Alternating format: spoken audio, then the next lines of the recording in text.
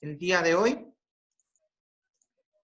con este nuevo tema que corresponde a lo que es la segunda parte ya de la materia y nos vamos allá a ir de lleno con lo que es el magnetismo y con los imanes. Así que, y vamos ya también a pasar a ver un nuevo concepto que corresponde al concepto de campo magnético. Vamos a hablar del campo magnético ahora, que tiene que ver obviamente con el magnetismo, pero también va a tener un poco de relación con lo que es la corriente eléctrica. O sea, va a estar igual presente esos conceptos anteriores de electricidad que obviamente nos van a servir para poder manejar de mejor manera estos conceptos de magnetismo. Así que el objetivo de la clase de hoy, chiquillos, va a ser definir las características de un imán, analizando su relación con diferentes materiales, entendiendo este análisis del magnetismo, y comprender lo que es el concepto del campo magnético, analizando qué relación tiene el campo magnético con la carga eléctrica y de qué manera podemos trabajarla para resolver diferentes situaciones, diferentes ejercicios y problemas que tengan que ver con este campo magnético. Así que lo primero que tenemos que hacer, chiquillos, es obviamente que si vamos a hablar, vamos a empezar a hablar del magnetismo, es definir qué es el magnetismo, qué concepto abarca y qué concepto implica estarnos refiriendo al magnetismo. Y así, chiquillos, como vamos a definir también lo que es un imán, o sea, cuando ya tengamos claro qué es el magnetismo, también vamos a definir características especiales y particulares de los imanes. Así que vamos a irnos por esas dos ramas para poder ir trabajando y definiendo conceptos importantes con respecto al magnetismo, en este caso también a los imanes. Así que comenzamos con lo que es el magnetismo, chiquillos, definiendo entonces a qué corresponde este magnetismo, qué representa el magnetismo. En este caso, chiquillos, el magnetismo lo vamos a definir como la capacidad que tienen los distintos materiales y distintos cuerpos de generar atracción y repulsión, a partir de la composición química que estos poseen. Aquí no vamos a hablar de atracción y repulsión a partir de un fenómeno eléctrico, a parir de la cantidad de cargas eléctricas que tenga el material, sino que nos vamos a centrar en los tipos de materiales, el tipo de elementos químicos que posee un material magnético. En este caso, chiquillos, nos referimos a los materiales llamados ferromagnéticos. Ferromagnéticos porque son materiales que en su composición principal tienen hierro, cobalto y níquel, son los tres materiales que más están presentes en estos materiales. Y los materiales ferromagnéticos son materiales metálicos, son metales de hierro que reaccionan magnéticamente con otros elementos. Es decir, son materiales ferromagnéticos, aquellos materiales que están compuestos por estos elementos químicos y que pueden generar atracciones o repulsiones entre sí debido a las propiedades magnéticas que estos minerales de manera natural poseen.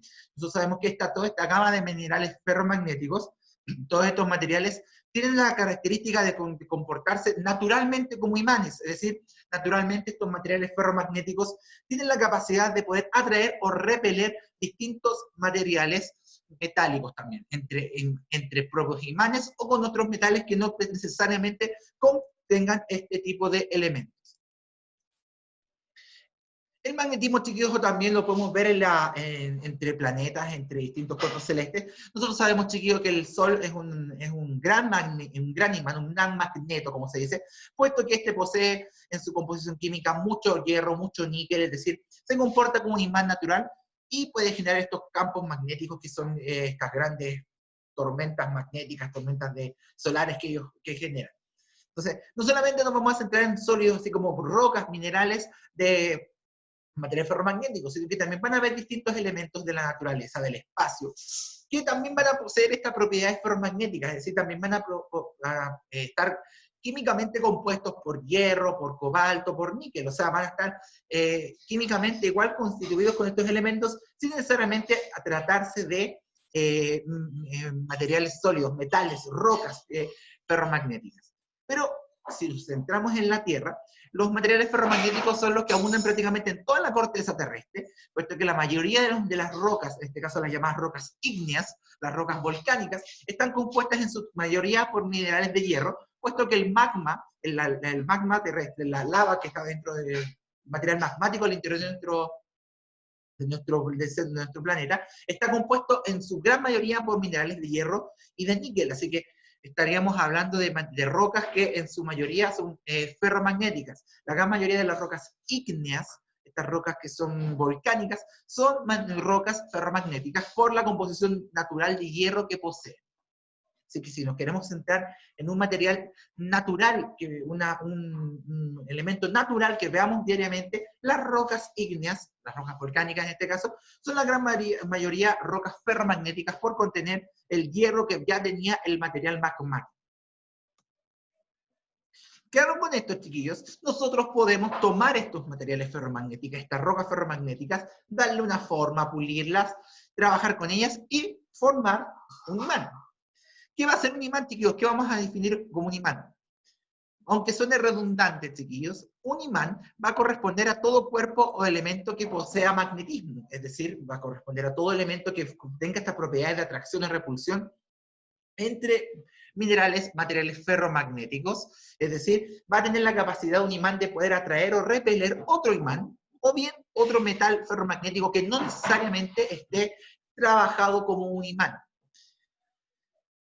La capacidad que tienen los imanes para atraer o repeler cuerpos siempre va a ser mayor en sus extremos, es decir, un imán va a atraer a otro o a otro material ferromagnético siempre por las esquinas, nunca por el medio. Si se fijan, cuando uno junta imanes o separa imanes, siempre cuando uno los junta por las puntas, por las orillas, vamos a tener que estos van a generar una mayor capacidad de atracción y repulsión. A diferencia, chiquillos, de las cargas eléctricas, donde hablamos de una carga positiva y una carga negativa, nosotros hablamos de polos, en este caso, los extremos que mayormente generan este magnetismo, y vamos a hablar del polo norte y el polo sur magnético. Es decir, un imán va a tener un extremo norte y un extremo sur. Generalmente se simbolizan con el color celeste para el norte y el rojo para el sur, donde se sigue la misma regla de atracción y repulsión que teníamos ya con las cargas eléctricas. Polos opuestos se atraen, polos iguales se repelen. O sea, no va a haber diferencias con lo que ya conocíamos de esta atracción y repulsión en cargas. Se va a repetir la historia muy parecido también con lo que se ve en los imanes. Es decir, polos opuestos se atraen, polos iguales se repelen. Siempre en polo norte y polo sur. No hay un positivo o negativo, solamente se indica como polo norte y polo sur. ¿Y por qué se le llama así? ¿Por qué se le llama polo norte y polo sur? Porque se tiende a orientar muy similar el polo norte y el polo sur a los polos de nuestra Tierra, que de por sí la Tierra ya es un gran imán natural, por la composición química que posee de hierro y níquel principalmente. Entonces, chiquillos, nosotros vamos a decir que un imán tiene un polo norte y un polo sur, porque generalmente las líneas de campo magnético que vamos a trabajar se orientan igual que como el campo magnético terrestre, es decir, viaja desde un lugar, desde un norte y llega hasta un sur. Es decir, tenemos una idea muy parecida a lo que ya trabajábamos con los polos terrestres. Pues por eso, chiquillos, que se hace esta comparación, y como la Tierra también se le considera un gran imán de grandes proporciones, se hace este símil con los imanes, y es por eso que se les designa a los extremos del imán, a los polos del imán, como polo norte y polo sur. Como ahí tenemos en la imagen, chiquillos, dos ejemplos de imanes muy comunes, este típico imán de barra o imán de herradura, también se le llama el segundo. Cualquiera de los dos, chicos, son ejemplos muy comunes de imanes. Van a encontrar los imanes, un imán bueno, un imán potente, lo van a encontrar siempre, chiquillos, en algunas de estas dos variedades, ya sea como un imán de barra o un imán de herradura. Cualquiera de los dos va a cumplir la misma función y cualquiera de los dos va a poseer este polo norte y este polo sur muy bien distinguidos entre sí. Puede que no estén pintados, pero uno siempre puede identificar un polo norte y un polo sur. ¿Y cómo lo va a identificar? A través del magnetismo terrestre. ¿Por qué? Porque si lo comparamos con los polos magnéticos y geográficos, estos están invertidos. Es decir, si nosotros quisiéramos orientar un imán, el imán terrestre, el gran imán terrestre, vamos a observar que el polo norte del imán, si consideramos a la Tierra como un gran imán, por su composición química, el polo norte del imán, el polo norte magnético, coincidiría más o menos con el polo sur geográfico. ¿Qué quiere decir esto? Si nosotros pudiéramos dibujar nuestro planeta como un gran imán, el polo norte apuntaría hacia abajo, hacia el sur de la Tierra, mientras que el polo sur del imán apuntaría hacia el norte de nuestro planeta. Esto se le llama inversión geográfica, y decir que nosotros deberíamos ver la Tierra al revés si la viéramos como un imán. Es decir, el polo norte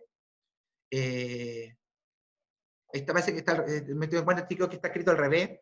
El polo norte magnético coincide con el sur geográfico y el sur magnético con el norte geográfico. Ahí están los que me quedaron dibujados al revés. Entonces, ese iría acá abajo y este acá arriba. Entonces, sin embargo, si nos vamos en el eje central de la Tierra, el imán terrestre estaría levemente inclinado, no estaría perfecto, es decir, sería como una especie de imán en chueco. Pero no olvidar esto, que arriba, chiquillos, lo vamos a tachar para que no se vayan a confundir. Aquí, esto está mal, para que después cuando lo revisen lo vamos a corregir. Este era el norte magnético y este es el sur magnético. Ahí sí.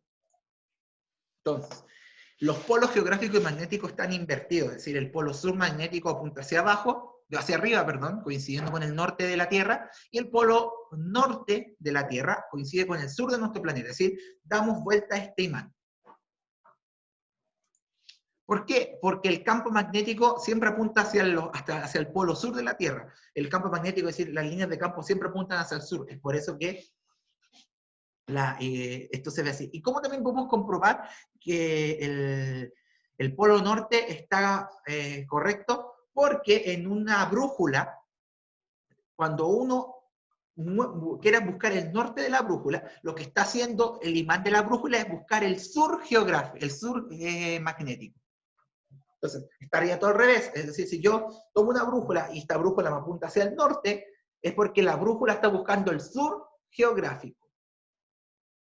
Pero al revés. Si estamos buscando el norte geográfico, claro, estamos buscando sur magnético, sería al revés. La brújula, por así decirlo, está mostrando al revés todo. O sea, el norte que muestra la brújula es nuestro norte de la Tierra, pero en el imán de la brújula estaría mostrando el sur magnético. O sea, todo va al revés.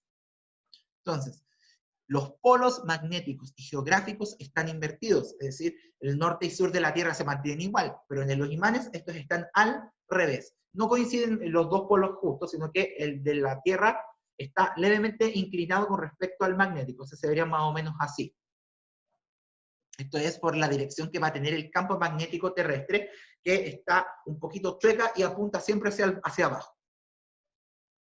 Así que no olvidemos esta corrección que hicimos, chiquillos, para que quede claro que los polos magnéticos geográficos están invertidos entre sí.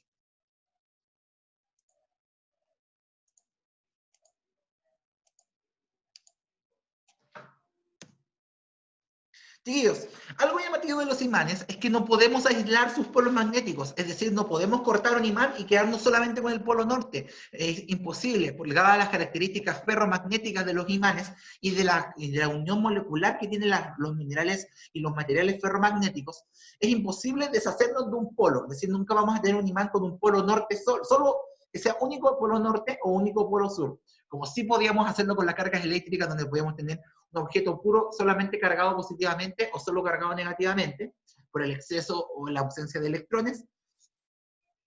No podemos hacer lo mismo de tener solo un imán norte o solo un imán sur. No podemos aislarlo, es decir, si cortamos un imán, no vamos a quedar con dos imanes, uno sur, uno norte, sino que cuando nosotros partamos un imán, vamos a crear nuevos imanes, es decir, si fragmentamos un imán en varias partes, cada una de ellas va a actuar como un nuevo imán con sus nuevos dos polos norte y sur. Es decir, por ejemplo, si partimos el imán de arriba se va a dividir en dos imanes chiquititos y así sucesivamente si los vamos a ir armando.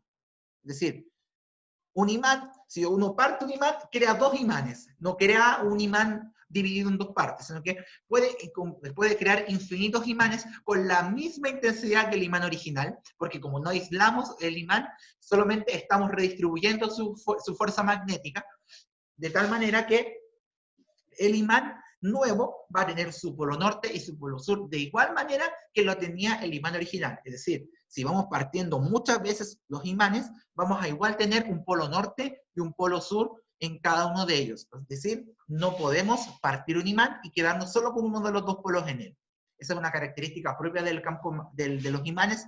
del campo magnético, que es la diferencia del campo eléctrico, que no podemos aislar los polos, no nos podemos quedar con un único polo en un imán. Siempre, aunque cortemos un imán, aunque lo dividamos, vamos a quedarnos con un doble de imán que lo que teníamos antes.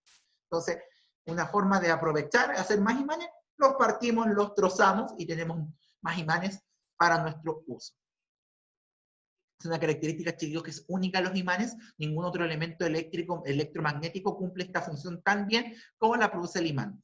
No se ha podido descubrir por qué, más que por el hecho de la composición química, de la composición ferromagnética, pero así una explicación certera de ello, todavía no la hay de manera precisa. Así que eso podemos decir, chicos, de los imanes, de estas características principales que tienen los imanes, que nos permiten también comprender cómo va a ser este fenómeno magnético que vamos a ver a continuación, y que nos vamos a definir como el primer gran concepto que vamos a trabajar de magnetismo. En este caso, chiquillos, ya pasaría a ser el campo magnético y las consecuentes líneas del campo magnético. Ese experimento que ven ahí, chiquillos, tenemos un imán de espira, es decir, como una especie de dona, por así decirlo, y que se le coloca limadura de hierro, ahí un poco de limadura de hierro, y eso, el imán, tiene su polo norte y su polo sur bien marcados aquí en la esquina, y generan estas líneas de campo magnético. Vamos a explicar inmediatamente a qué se refieren y a qué vamos a referirnos con este campo magnético y cómo quedan estas líneas de campo, que serían las líneas que formarían el sentido del movimiento de la fuerza magnética. Se aprende con la letra B, no recuerdo, chiquillos, por qué es con la letra B el campo magnético, y es una propiedad física, chiquillos, generada siempre en el espacio por un imán o por un conductor con cargas eléctricas en movimiento. Aquí marcamos una diferencia crucial, una diferencia fundamental con el campo eléctrico, donde en el campo eléctrico nosotros dejamos la carga y estaba quieta, no se movía, no había campo eléctrico. Digo, solo había campo eléctrico. El campo magnético requiere, por una parte, que haya un imán, o bien cargas eléctricas en movimiento a través de un conductor, como puede ser un cable eléctrico. Entonces, si quisiéramos verlo en una lámpara, por el cable conductor, donde está pasando la corriente, que no está en reposo en el cable, porque no se ha iniciado el circuito, si nosotros tenemos la lámpara apagada, chiquillos, solamente encontraríamos campo eléctrico, porque el campo eléctrico solamente está con las cargas en reposo. Sí, pero a la hora de prender la lámpara, si prendemos la lámpara, al activar el circuito, al empezar a hacer que las cargas eléctricas circulen, tendríamos un campo eléctrico y un campo magnético. ¿Por qué? Porque nosotros necesitamos cargas eléctricas en movimiento, porque más adelante, en las próximas clases, vamos a entender que el campo magnético, los imanes, nos permiten generar electricidad sin necesidad de carga eléctrica. Podemos generar electricidad, es que es lo que Nikola Tesla planteó, y que habría proporcionado electricidad gratuita y perpetua e infinita. Nosotros con un imán podemos generar electricidad porque podemos generar movimiento de cargas, mientras que la electricidad por sí requiere de un movimiento de un circuito. Con un imán no requerimos de un circuito. Entonces, el campo magnético es una propiedad que se va a referir al movimiento de cargas eléctricas en un conductor, o bien el efecto natural que hace el imán para atraer o repeler otro imán o materiales ferromagnéticos. Entonces, va a ser una propiedad física que va a tener relación con el movimiento de cargas eléctricas y las fuerzas que se van a generar entre el magnetismo de imanes o materiales de hierro. Es decir, el campo magnético es consecuencia y de la presencia de una fuerza magnética de atracción o repulsión entre imanes o entre imanes y materiales de hierro. Entonces, así como el campo eléctrico era la relación entre la fuerza eléctrica de atracción entre cargas eléctricas en reposo, el campo magnético va a tener relación con la fuerza de atracción o repulsión que tienen imanes entre sí o con elementos de hierro. Entonces, las cargas en reposo solo generan campo eléctrico, las cargas en movimiento generan campo eléctrico y además campo magnético. Ahí volvemos a marcar una diferencia con el campo eléctrico. Ya la vimos anteriormente cuando hablábamos de los imanes, algunas características de los polos de los imanes, que también diferenciaba el campo eléctrico del magnético. Aquí tenemos otra que sin duda es la diferencia principal y fundamental a la hora de diferenciar el campo eléctrico y el magnético, que es que necesitamos un imán, y además podemos generar campo magnético también si tenemos cargas eléctricas en movimiento. Entonces ahí, con el ejemplo de la lámpara, es la mejor forma de poder entender y comprender cómo es que definimos el campo magnético de un elemento cargado, en este caso como una lámpara. Así que recuerden este ejemplo que les va a servir bastante para entender cómo se comportan las cargas en movimiento con su respectivo campo magnético. Obviamente, los imanes se van a atraer o repeler generando un camino, un posible camino donde se va a mover el magnetismo, donde se va a generar esta fuerza, que son las líneas de campo magnético. Estas líneas de campo magnético son las que nos permiten representar la forma e intensidad del campo magnético, que va a depender de qué tan fuerte es la capacidad de atracción y repulsión del imán con otros elementos. Por convención, chiquillos, siempre las líneas de campo magnético se dirigen del polo norte al polo sur y salen del polo norte y entran por el polo sur. Así como lo que pasaba en el campo eléctrico, teníamos líneas que entraban y salían. Por convención, el campo magnético en un imán, con cualquier elemento imantado, va la línea de campo dirigirse del polo norte al polo sur, saliendo las líneas de campo por el polo norte y entrando por el polo sur. ¿De qué va a depender la cantidad de líneas de campo que tengamos? De qué tan intensa es la fuerza magnética que pueda poder generar el imán cuando atraiga o repela otro imán o otro material ferromagnético. Que era lo que veíamos al principio con la limadura de hierro, que tenía poquitas líneas. Que significa que ese imán no era tan potente, no generaba un campo magnético tan grande. Perdón, se me cambió la diapositiva. Entonces, siempre el campo magnético va a generar líneas de campo que van desde el polo norte al polo sur, entrando por el sur y saliendo por el norte. ¿De qué va a depender la cantidad de líneas? De qué tan potente es el imán, qué tanta fuerza magnética va a generar, y esa fuerza magnética, esa cantidad de fuerza magnética va a quedar representada en el campo magnético. Es decir, más líneas de campo, el imán eventualmente va a poder generar un mayor magnetismo con una mayor atracción, una mayor repulsión con otro imán o otro elemento ferromagnético. Es decir, si nosotros vemos un campo magnético con mucha limadura de hierro formando líneas, es porque ese imán era un gran imán, un imán muy potente. ¿Qué características tienen estas líneas de campo magnético, chicos, en los imanes? Es posible representarlas como líneas de campo magnético, siempre saliendo del polo norte y del polo sur. No se cortan ni se cruzan y se dibujan de manera que la intensidad del campo magnético sea proporcional al número de líneas representadas. Es decir, si, por ejemplo, ese imán de ahí abajo, que se puede notar ahí, lo vamos a remarcar, ese imán que está ahí, que estoy marcando ahí con ese color celeste, tiene una cantidad impresionante de líneas de campo magnético. Si se fijan, ninguna se cruza entre sí. Siempre sale del polo norte y entra por el polo sur. No se cortan ni se cruzan. Pareciera que se cortan, pero es por el efecto de la línea de limadura de hierro. Pero si se fijan, esta es una fotografía real, no es un dibujo o una caricatura. Es un dibujo real de cómo se ve un gran imán, un imán muy potente, con sus respectivas líneas de campo magnético. Entran por el polo norte, salen por el polo sur, y entre más líneas hayan, es porque más campo magnético hay. ¿Qué significa esto? Que este imán tiene la capacidad de generar mayor fuerza de atracción o repulsión con otro imán o otro elemento ferromagnético. Entonces, importante dejar claro en ese punto, chiquillos, si una representación de campo magnético posee muchas líneas de campo, es porque este imán posee un gran campo magnético que como consecuencia va a generar un elemento, un imán, que genere mucha fuerza de atracción y de repulsión entre otros imanes u otros elementos ferromagnéticos. Así que, importante, chiquillos, ahí reconocer estas líneas de campo magnético que entre más hay, más fuerza de atracción o repulsión van a generar entre sí. Ahí me faltó la flechita del campo magnético acá, chiquillos, se me pasó, pero son detalles ahí, ven que va a tener un sentido, así que para que no se nos vaya a olvidar ahí que ese campo magnético tiene esas líneas ahí indicadas.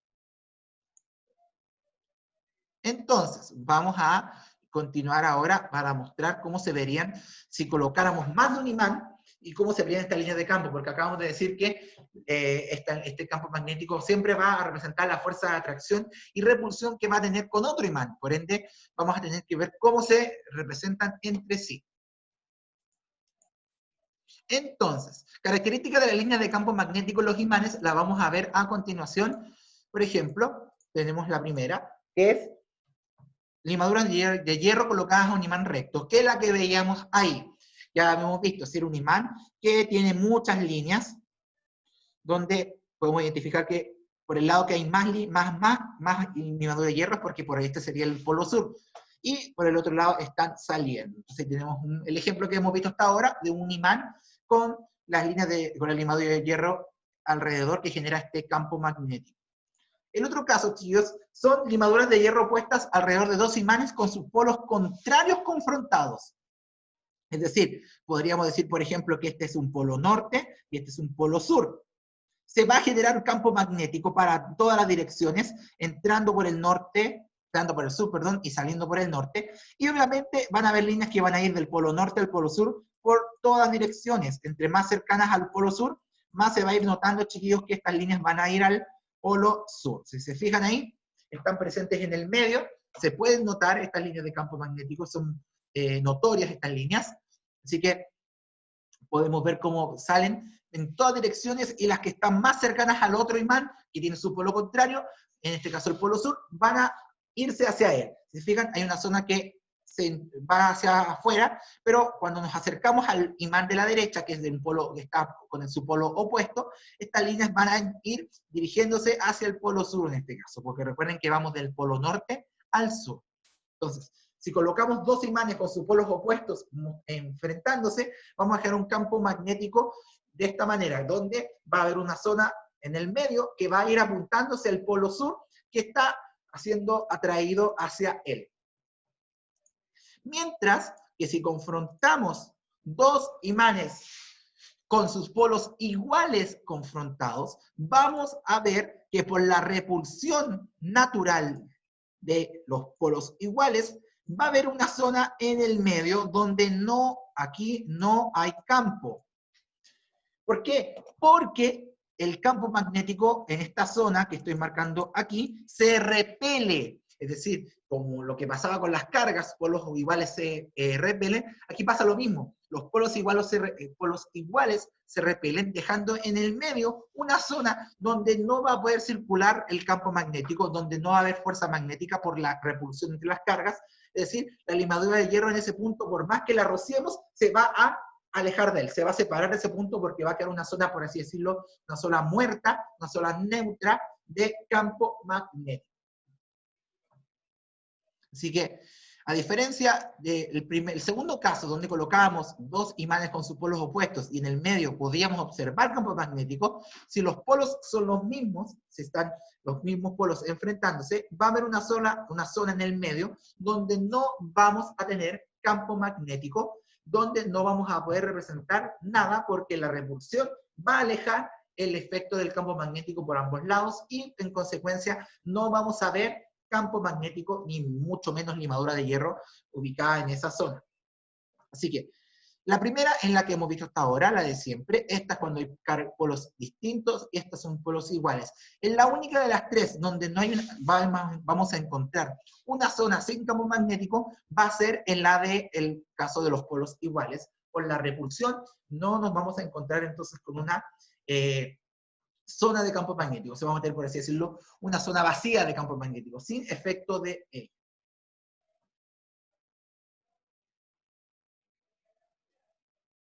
Así que importante ahí, chiquillos, que tengamos claro eso para que no quede ninguna duda con respecto a esta representación de la línea de campo magnético.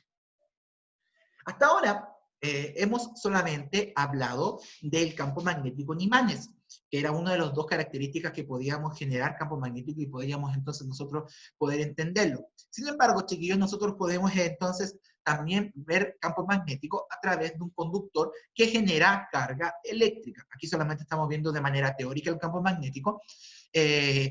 Y también podemos ver el caso donde el campo magnético está en un material conductor, donde las cargas eléctricas están en constante movimiento. ¿Qué va a hacer? el segundo caso que vamos a revisar, chiquillos, del campo magnético creado por una corriente eléctrica. Y aquí Tesla sí pudo expresar matemáticamente, porque tenía la manera de determinar, de calcular la corriente, pudo determinar el campo magnético en la corriente, por la corriente. Entonces, en un cable de un alambre recto y muy largo, por el cual circula corriente, se producen de líneas de campo magnético en forma de círculos concéntricos al conductor. Más o menos así. Supongamos que este es el cable y por él circula corriente. Si colocáramos limadura de hierro alrededor de él, vamos a ver cómo las líneas de campo son círculos concéntricos, es decir, con respecto a esta línea, que se van alejando y se van notando cada vez menos a medida que nos alejamos. Es decir, a mayor distancia del conductor, el campo magnético es menos percibible y menos circulitos vamos a ir viendo alrededor del conductor. Tesla pudo determinar matemáticamente este campo magnético a partir de la relación entre la carga, entre la corriente que circula por el conductor y en qué distancia nos encontramos de él. Es decir, qué tan intenso vamos a sentir este campo magnético, esta interacción de fuerza magnética, dependiendo de qué tan lejos o qué tan cerca estemos de el elemento que está circulando la corriente, en este caso, el cable conductor. Entonces, Tesla definió esta expresión matemática donde la I va a corresponder a la corriente que circula por el conductor, R va a ser la distancia al conductor, es decir, el radio del circulito que forma este campo magnético, es decir, como son puros círculos, va a haber un radio desde el conductor hasta la línea de campo que nosotros queramos determinar el campo, para la redundancia. Y ese mu, esa letra griega mu, corresponde a la permeabilidad magnética. Es decir, la permeabilidad magnética es una constante magnética, como la constante de Coulomb que vimos en la clase de campo eléctrico. La permeabilidad magnética corresponde a la capacidad propia de todo conductor de permearse, es decir, de poder generar campo magnético. Y siempre va a ser igual a 4pi por 10 elevado a 7. Es una constante. Así como teníamos anteriormente el 9 por 10 elevado a 9, la constante, esa mu sub 0, siempre va a ser la permeabilidad magnética, es decir, la capacidad de todo conductor de permearse, es decir, de magnetizarse, y va a estar dada por 4 por 10 elevado a 4pi por 10 elevado a 7. Y el 2pi por r, si recuerdan esto de acá abajo, el 2pi por r, chiquillos, es la fórmula del perímetro. Entonces, podríamos decir que es la permeabilidad magnética por la corriente por el perímetro que genera el círculo del campo magnético. Entonces, va a ser necesario conocer el radio que genera este círculo que representa el campo magnético en esta situación. Entonces, vamos a tener que citar, por una parte, la corriente que está circulando por el conductor y la distancia, el radio del círculo concéntrico que está representando el campo magnético que estamos mostrando aquí respecto a una cierta distancia del conductor. Entonces, entre más cerca estemos del conductor, mayor va a ser el campo magnético, porque lógicamente estamos sintiendo el efecto de la corriente más intenso, más cercano a la fuente de generación de corriente de campo, y obviamente entre más lejos estemos del conductor, más baja va a ser la intensidad de campo magnético, porque nos estamos alejando de quién es el responsable de generar este campo magnético. Entonces, Tesla, la unidad de medida del campo magnético, como va a aparecer inmediatamente, corresponde al Tesla, abreviado con la letra T. Tesla solamente pudo determinar teóricamente el campo magnético en imanes, pero pudo, a través del trabajo con la corriente eléctrica, determinar el campo magnético en los conductores, que inicialmente Tesla solamente había hablado de campo magnético en imanes.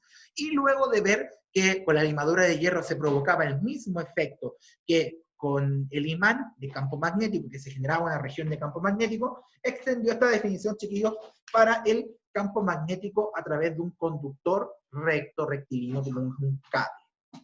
Entonces, trabajemos de inmediato, chiquillos, con un ejemplo. Trabajemos inmediatamente con un ejemplo que nos va a servir a entender este campo magnético en el conductor. Entonces, ¿qué nos dice? Por un conductor circula una corriente constante de 82 amperes. Recuerden que no olvidemos que la unidad de medida de la corriente es el ampere.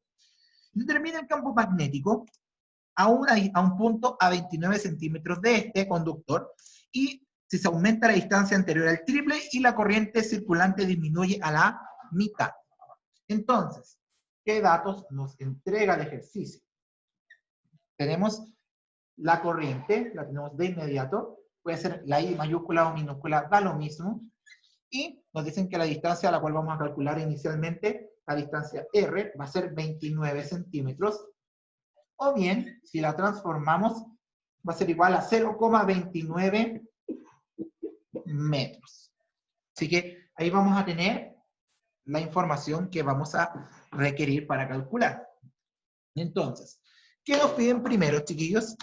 Nos van a pedir el campo magnético con estos datos y luego cambiando la distancia y el valor de la corriente circulante. Entonces partamos primero determinando el campo magnético para esta primera situación. ¿Qué nos decía? La constante de permeabilidad por la corriente partido 2pi por el radio. Eso es lo que indicaba el primer encabezado. Vamos a agrandar la PPT para que, luego la pizarra para que se vea mejor. Ahí sí. Ahí sí. Ahí se ve mejor. Entonces, reemplazamos el campo magnético, chiquillos, va a ser igual a la permeabilidad que, vamos a anotar aquí para que no se nos olvide, que era era 4pi por 10 elevado a 7. Eso también es un dato que no debemos olvidar. Sería 4pi por 10 elevado a 7 por la corriente que es 82 partido el 2pi por el radio que era 0,29. Entonces, podemos simplificar el número pi y este con este quedaría como 2. Entonces, arriba nos va a quedar 82 por 2 por 10 elevado a 7, entonces sería 164 arriba por 10 elevado a 7, y abajo partido por 0,29. Ese sería lo que habría en el denominador. Entonces, ahora multiplicamos el número de arriba y lo dividimos por el que está siguiéndolo. Y lo dividimos por 0,29, eso nos da, lo de abajo nos da 5,65 por 10 elevado a 9. Nos da por 10 elevado a 9. Y como estamos hablando de campo magnético, esto se ya trabaja en Tesla. Entonces, reemplazamos la constante de permeabilidad magnética, la corriente, y la dividimos por 2pi por el radio. Podemos simplificar inmediatamente el pi, el 4 y el 2.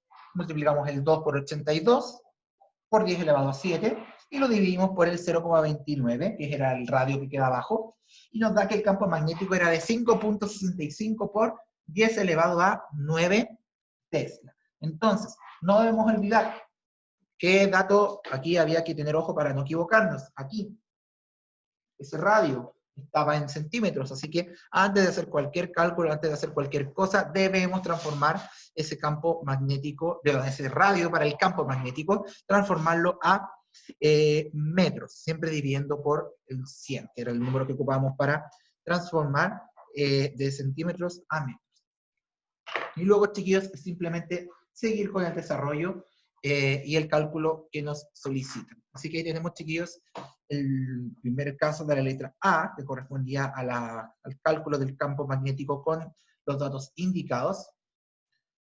Y nos queda, chiquillos, simplemente sacar la segunda parte. Así que ahí están los datos para que los revisen con calma.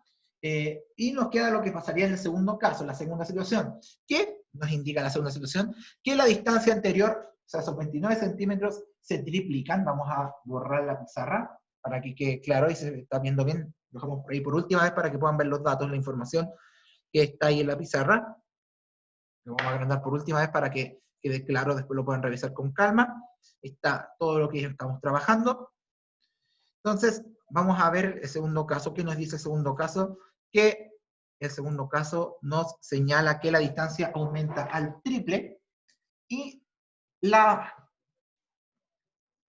carga que circula por el conductor, es decir, la corriente del conductor, disminuye a la mitad. Así que debemos ver qué ocurre en ese caso, en ese segundo caso, chiquillos, donde ahora esta va a aumentar al triple, es decir, va a ser va a ser el triple de 29 centímetros, y eso lo vamos a multiplicar, va a ser 87, es decir, ahora pasamos a tener 0.87, y la carga pasa a la mitad, o sea, de 82 baja a 41. Entonces, vamos a ver cómo cambian estos valores y los vamos a ir mostrando en la letra B del ejercicio. Vamos a la letra B, chiquillos, y vamos a determinar entonces el campo. De la misma manera, es decir, mantenemos el dato de la constante, como bien dice su nombre, es una constante, así que no va a cambiar, por 10 elevado a 7, por la corriente que ahora es 41, partido 2pi, por el radio que es 0.87. Si se fijan, chiquillos, nuevamente podemos simplificar los números pi y el 4 con el 2, de modo de quedar a ese. Entonces, perfectamente ustedes cuando calculen pueden eliminar el pi y simplificar el 4 y el 2 al tiro. Si no habría problema con esos, chiquillos, si lo quisieran hacer. Entonces, arriba nos quedaría 2 por 41 sería 82 por 10 elevado a 7, dividido 0,87 que nos queda abajo, que es el radio, la distancia al conductor. Entonces, sería 41 por 10 elevado a 7, y eso lo dividimos por 0,87, y nos queda finalmente 4,71 por 10 elevado a 9, y sin olvidar que estamos trabajando en Tesla. Entonces, quedó medio raro el 9, lo vamos a escribir otra vez. Ahí sí. Entonces, disminuimos la corriente a la mitad, pero en su contraparte nos solicitan que la distancia se triplique. Entonces, si se dan cuenta, el valor antes era 5 y ahora bajó a 4, es decir, claramente aumentar la distancia al conductor impacta bastante en el campo magnético. Si bien disminuimos a la mitad la corriente, eso también hizo que bajara el campo magnético. El que aumentáramos la distancia al conductor, ese radio, inevitablemente va a provocar que el campo magnético también disminuya, porque a mayor distancia vamos a sentir les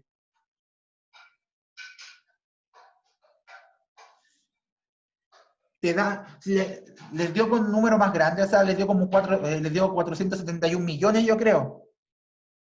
Puede ser eso. Lo que pasa es que yo lo transformé a notación científica, Sofi. Si no te dan los mismos, o sea, si te dan los mismos números, pero con números más largos, así 470 millones, bla, bla, bla, es porque yo lo pasé a notación científica. Mi calculadora me lo da al tiro notación científica.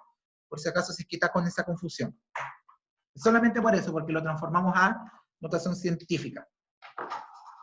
Para no tener que escribir el número completo, porque en esa daba como 471 millones, 260 y algo mil, algo así daba ese número. Es solamente que yo lo quise reducir y lo transformé a notación científica, para que no se confundan ni tengan dudas con eso.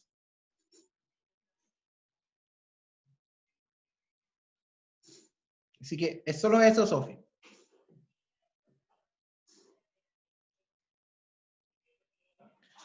Sí, Dani, también se puede ocupar. Te da eso. A ver, vamos a revisarlo inmediatamente. A ver, realmente estoy escribiendo algo.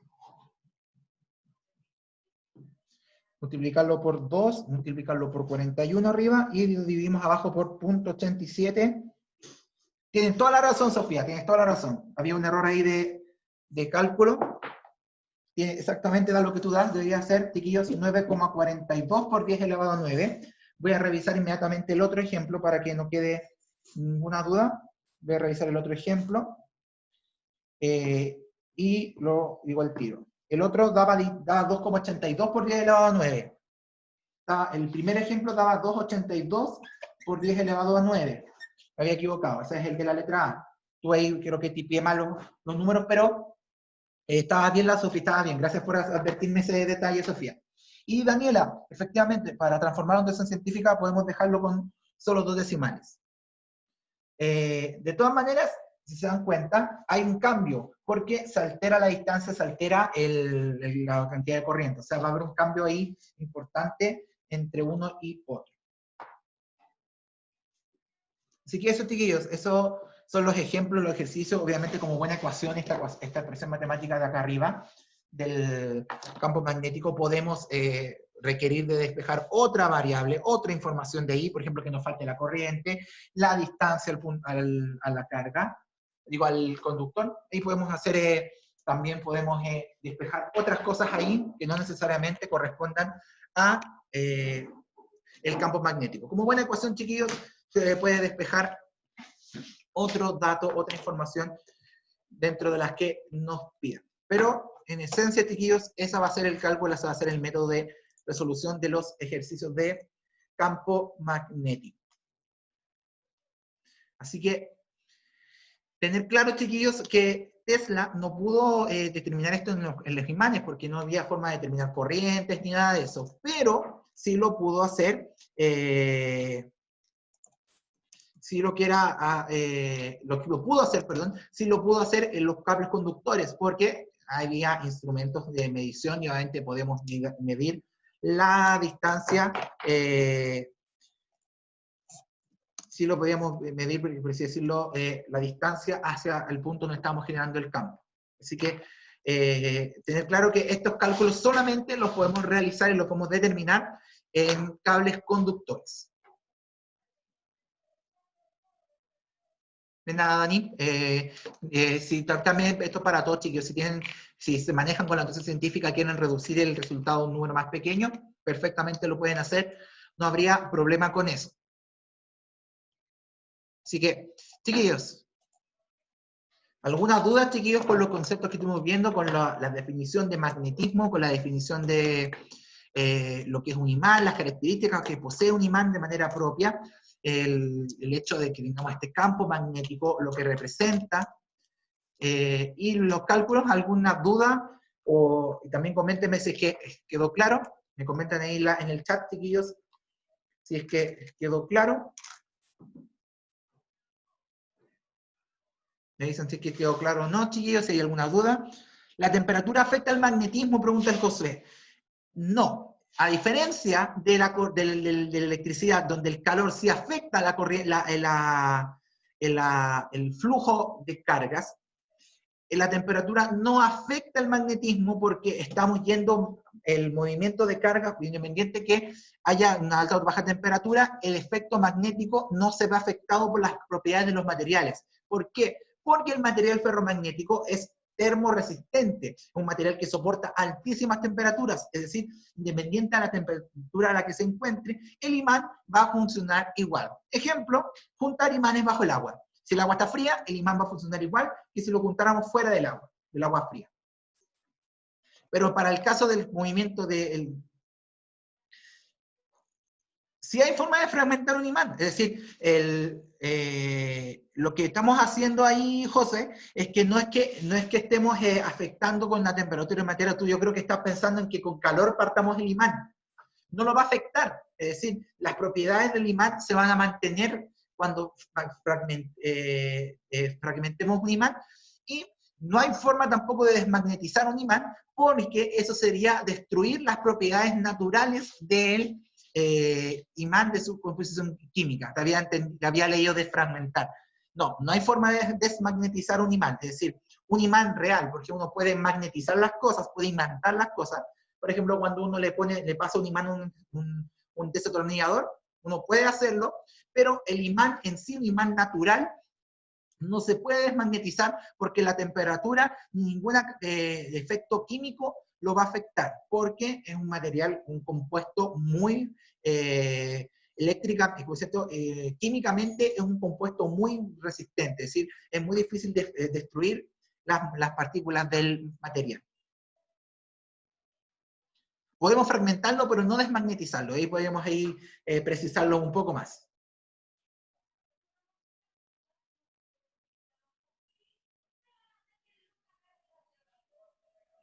¿Quedó claro, José? Si lo muelo, tengo millones de imanes. Efectivamente.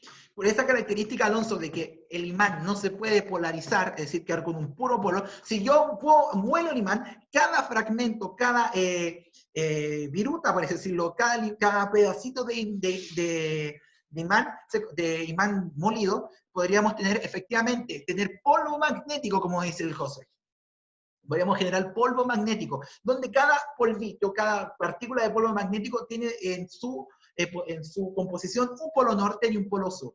¿Por qué? Por las características de los enlaces químicos, de la estructura química del material ferromagnético. Por más que lo partamos, no va a perder su capacidad de tener un polo norte y un polo sur.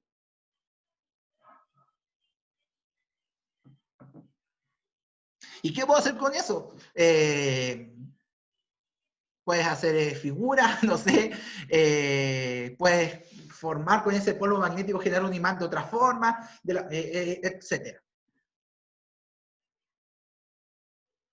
Pero igual es complicado igual magnetizar el imán, romper un imán hasta hacerlo polvo, porque el material ferromagnético es muy duro, entonces se fragmenta en láminas. El material ferromagnético, una roca ferromagnética, si uno la parte, se rompe en láminas, y las láminas hay que molerlas más, es decir, uno va a tener láminas de imanes más que polvo de imán. Va a costar mucho más que hacerlo polvo.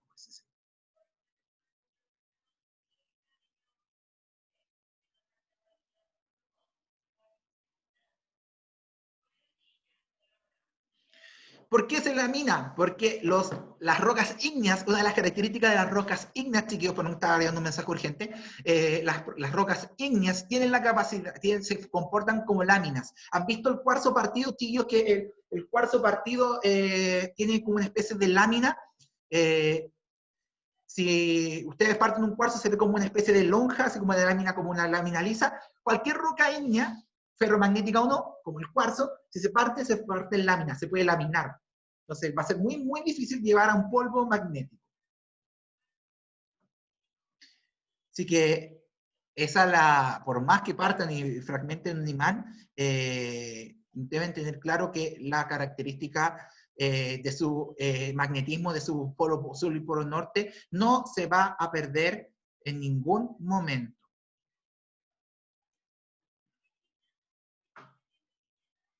Entonces, ¿quedó alguna otra duda, chiquillos? ¿Alguna otra pregunta que quieran hacer con respecto a este tema? Si tienen a preguntar cosas que han escuchado de los imanes, obviamente coméntenlas y también las podemos ir respondiendo si todavía han tenido dudas con eso. Si no, también si me dicen que están todo claro, también podemos así cerrando la clase también. Eso, yo creo que quedó claro, chiquillos, los imanes son unos elementos, son unos materiales muy entretenidos, son muy prácticos y tienen propiedades y características que todavía se siguen descubriendo, así que podemos encontrarles mayor utilidad a los imanes, y también más adelante les puedo mostrar videos o imágenes donde se puede mostrar o colgar links si quieren. Cuando mencioné eso de la electricidad perpetua, puedo buscar un link que cuando que aparezca ahí arriba, acá arriba, chiquillos, en la orilla del video, no sé si es acá o acá, donde los vaya a enviar un enlace donde se muestra cómo generar electricidad con imanes, que lo vamos a ver más adelante, pero si alguien quiere ya desde ya empezar a verlo, va a estar aquí, no sé si es acá o acá, va a aparecerles el link para que puedan ver un video de cómo hacer electricidad a partir de imanes, electricidad perpetua e infinita. Ya, chiquillos, dejamos entonces la clase hasta acá. Espero que estén súper bien. Recuerden que en un rato más no hay clase de prueba de transición por motivo de fuerza mayor. La vamos a recuperar en su momento, así que no se preocupen por eso.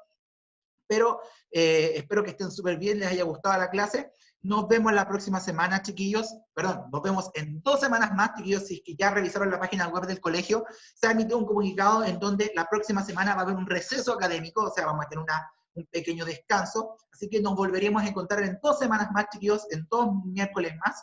Por si no lo sabían, revisen la página del colegio, ya se publicó este informativo, donde se señala que no va a haber clases, no va a haber entrega de guías, no va a haber nada durante la próxima semana, va a haber un receso, una especie de descanso para ustedes y para nosotros, para que también repongamos energía, nos despejemos un poco, bajemos el estrés, esta tensión, esta ansiedad que a todos nos está afectando. Así que no hay clases de ninguna asignatura la próxima semana. Se pueden meter a la página del colegio y revisar este comunicado para ver las fechas donde va a haber este receso. Y así poder tener un descanso dentro de esta semana, este tiempo más duro que nos ha tocado. Así que eso, chiquillos, espero estén súper bien. Nos vemos la próxima clase, no próxima semana, la próxima clase en 2 semanas más. Descansen harto, chiquillos. descansen, despéguense, olvídense del colegio, olvídense un poco de este estrés para que también vuelvan un poco más relajados para cuando regresemos y que se encuentren súper bien y nos encontramos la próxima sesión. Chao chiquillos, que descansen, que estén súper bien.